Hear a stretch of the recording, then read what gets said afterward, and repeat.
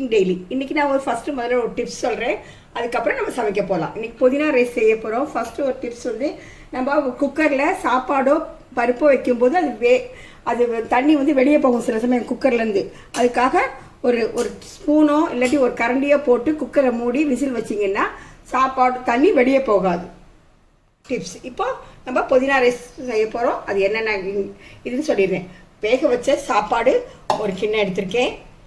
ஒரு 1/4 கிலோ இருக்கும் இது, சரியா? புதினா ஒரு கட்டு, அரிஞ்ச சின்ன சின்ன பொடிசை பண்ண பூண்டு ஒரு 7-8 பல், இது ஒரு 10 பல் முழு பூண்டு, 2 பச்சை மிளகாய் காரத்துக்கு ஏற்றபடி போட்டுருங்க. எனக்கு காரம் கம்மியாக இருக்கணுன்ட்டு 2 பச்சை மிளகாய் கீறி வச்சுருக்கேன்.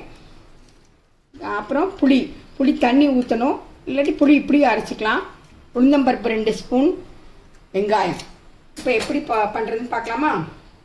வேர்க்கடலை, முந்திரி பருப்பு போடணும். அதுக்கு பதிலாக நீங்கள் நான் வேர்க்கடலை போடுறேன். நீங்கள் கண்டிப்பாக முந்திரி பருப்பு போடுங்க, சூப்பர் டேஸ்ட்டாக இருக்கும்.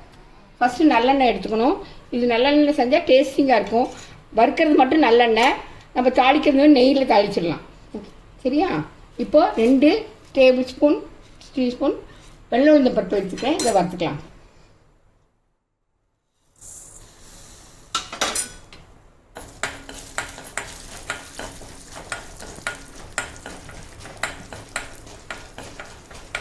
இது நல்ல பொன்னிறமாகணும். வறுக்கும்போதே நம்ம கீறி வச்ச பச்சை மிளகாய் போட்டுக்கலாம், பூண்டும் போட்டுக்கலாம். சில பேர்த்துக்கு பூண்டு பிடிக்கும், சில பேர்த்துக்கு பிடிக்காது. பூண்டு வேண்டாங்கிறாங்க, அவாய்ட் பண்ணிக்கோங்க. ஏன்னா இது பூண்டு போட்டால் டேஸ்ட்டும் இருக்கும். ஒரு மாதிரி லைட்டாக செவந்து வரணும்.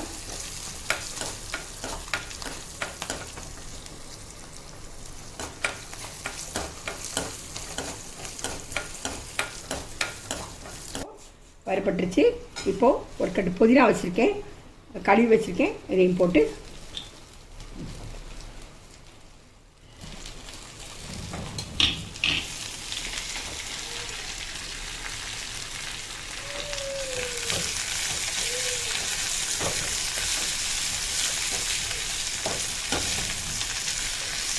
ஆச்சு. இது கொஞ்சம் ஆறட்டும்.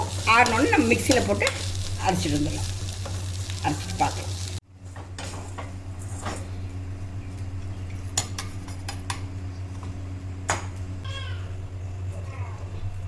கடுகு 1 ஸ்பூன்,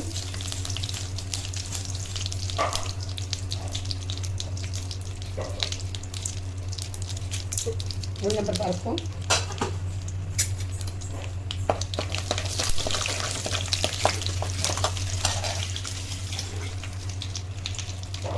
கருவேப்பிலை.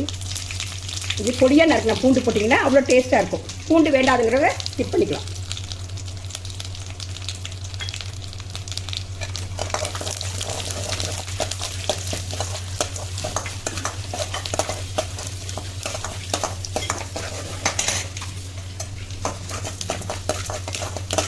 வெங்காயம் பொடியாக நறுக்கி வச்சுருக்கேன். வெங்காயம் ரொம்ப வணக்கக்கூடாது, 1க்கு 2 நம்ம சாப்பிடும்போது அது கடிப்படணும், அப்போ டேஸ்டிங் இருக்கும். முந்திரி பருப்பு போடணும். முந்திரி பருப்பு இல்லாத கடலைப்பருப்பு, இது நிலக்கடலை போடணும். முந்திரி பருப்பு இருந்தால் நீங்கள் கண்டிப்பாக முந்திரி பருப்பு போடுங்க, அதான் டேஸ்டிங் தரும்.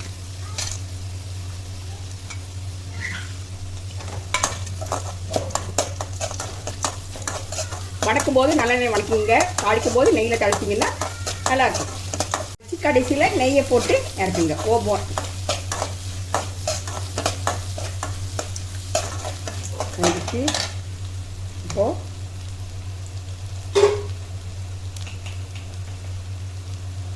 இது தேவையான அளவு உப்பு போட்டுக்கலாம்.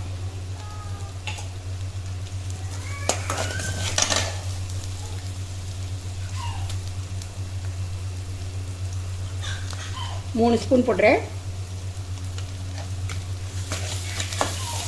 இந்த சட்னியை இன்னும் நம்ம புளி ஊற்றி தான் அரைக்கிறோம். அதனால் நீங்கள் ஸ்டோர் பண்ணி வச்சுக்கிங்கன்னா 1 வாரம் கூட வச்சுக்கலாம். இதில் நீங்கள் தேங்காய் அரைச்சி செய்யலாம். தேங்காய் அரைச்சிங்கன்னா ரொம்ப நாள் இருக்காது ஸ்டோர் பண்ணி வைக்கிறதுக்கு. அதனால் நான் தேங்காய் போடாமல் இன்றைக்கி செஞ்சுருக்கேன். இந்த சட்னி தோசை, இட்லி, பணியாரம் இதுக்கெல்லாம் சூப்பர் டேஸ்டிங்காக இருக்கும்.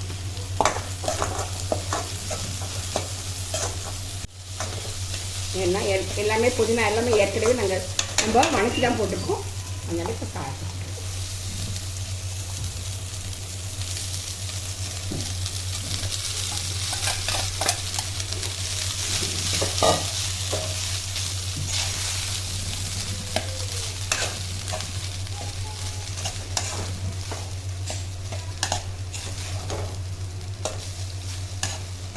இங்கே தயவுசெய்து இந்த தாளிக்கிற சாப்பாடு என்ன சாப்பாடு தாளிச்சிங்கனாலும் சரி வடித்து செய்யுங்க.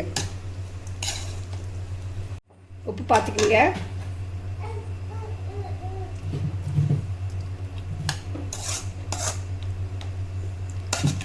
சுவையான டேஸ்டிங்கான புதினா சாப்பாடு ரெடி.